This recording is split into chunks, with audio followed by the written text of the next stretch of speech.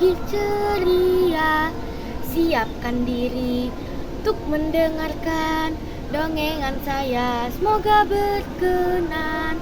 Ayo, ayo, simaklah kawan, janganlah lupa ajaklah teman. Ayo, ayo, janganlah sungkan untuk berkarya untuk masa depan.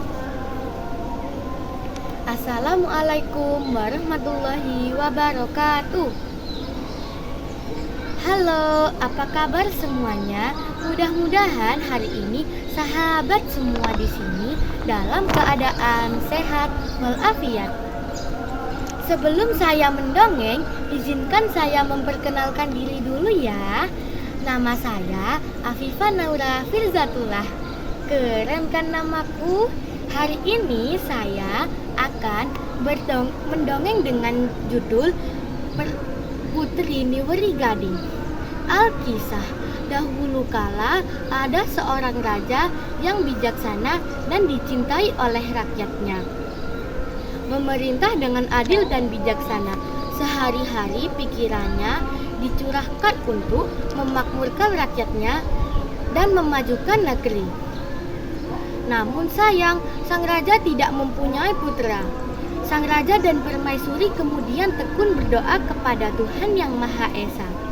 Beberapa bulan kemudian, permaisuri mengandung. Setelah saatnya permaisuri melahirkan anak laki-laki yang diberi nama Amat Mude. Belum genap umur setahun Amat Mude, ayahnya meninggal dunia. Karena umur Amat Mude masih bayi, jadi adik sang raja atau paman Amat Mude diangkat menjadi raja sementara. Paman itu bernama Raja Muda. Setelah ia diangkat menjadi raja, ia malah bertindak kejam kepada Amat Mude dan ibunya. Mereka diasingkan ke sebuah hutan terpencil dan dijauhkan dari istana.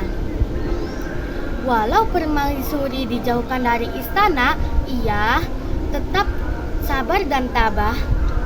Ia besarkan Amat Mude dengan penuh kasih sayang. Tak kerasa, Amat Mude telah menjadi anak yang cerdas dan tampan. Amat Mude suka memancing ikan di sungai. Pada suatu hari, Amat Mude dan ibunya pergi ke suatu desa untuk menjual ikan itu. Tanpa disangka, ia bertemu dengan saudagar kaya. Ternyata itu bekas sahabat suaminya dahulu. "Mengapa Tuan Putri dan Putra berada di tempat ini?" tanya sang saudagar kaya itu. Kemudian permaisuri menjelaskan semua kejadian yang telah menimpanya. Mendengar hal itu, sang saudagar segera mengajak mereka ke rumahnya dan membeli semua ikan yang dijual. Setibanya di rumah, permaisuri itu diajak duduk dan berobrol. Setelah sekian lama, sang istri baru datang dari pasar. Sang istri disuruh sang saudagar untuk memasak ikan itu. Sesaat memotong perut ikan itu, sang istri heran karena ada butiran emas di dalam perut itu. Setelah itu, sang istri menjual butiran emas itu ke pasar. Uangnya ia gunakan untuk membangun rumah Amat Mude dan ibunya. Amat Mude dan ibunya telah menjadi orang kaya. Pada suatu hari, Amat Mude dipanggil ke kerajaan untuk mengambil buah kelapa gading ke pantai yang berbahaya. Itu perintah dari Raja Muda. Raja Muda mengancam Amat Mude, "Jika kau tidak berhasil, aku akan menghukummu." Tetapi Amat Mude tidak menghiraukan hukuman itu. Setelah sesampainya di pantai, ia duduk termenung. Setelah itu, ia didatangi dengan ikan yang besar bernama si Lenggang Kayi dan didampingi dengan Raja Buaya dan seekor naga yang sangat besar. Singkat cerita, Ahmad Mude telah menemukan pohon kelapa gading itu. Kemudian Ahmad Mude memanjat pohon itu. Setelah sampai di atas pohon itu, ketika Ahmad Mude akan memetik buah itu, terdengar suara perempuan dari bawah. Siapapun yang berhasil memetik buah kelapa gading itu, ia akan menjadi suamiku. Siapa engkau? Tanya Ahmad Mude.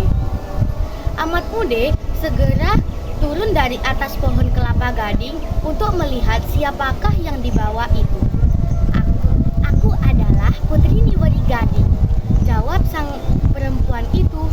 Alangkah takjubnya Ahmad Mude melihat kecantikannya itu. Setelah itu, Ahmad Mude mengajaknya ia menikah. Setelah menikah, ia, ibu, dan istrinya ke kerajaan untuk menyerahkan buah kelapa gading. Setibanya di kerajaan, Ahmad Mude pun menyerahkan buah kelapa gading itu ke Raja Muda. Alangkah takjubnya Raja Muda ketika melihat Ahmad Mude berhasil memetik buah kelapa gading. Siapapun yang berhasil melewati rintangan untuk mengambil buah kelapa gading ialah orang yang sakti, bukan orang biasa. Kemudian sang Raja Muda pun tersadar atas kesalahannya itu. Raja Muda pun meminta maaf ke keponakannya itu dan tidak jadi menghukumnya. Pesan moral dari cerita ini adalah kita musibah yang terjadi diperlukan kesabaran dan ketabahan. Tiada kata yang berkesan kecuali pintu maaf. Kalau ada tutur kata yang kurang berkenan, Afifah minta maaf ya. Wassalamualaikum warahmatullahi wabarakatuh.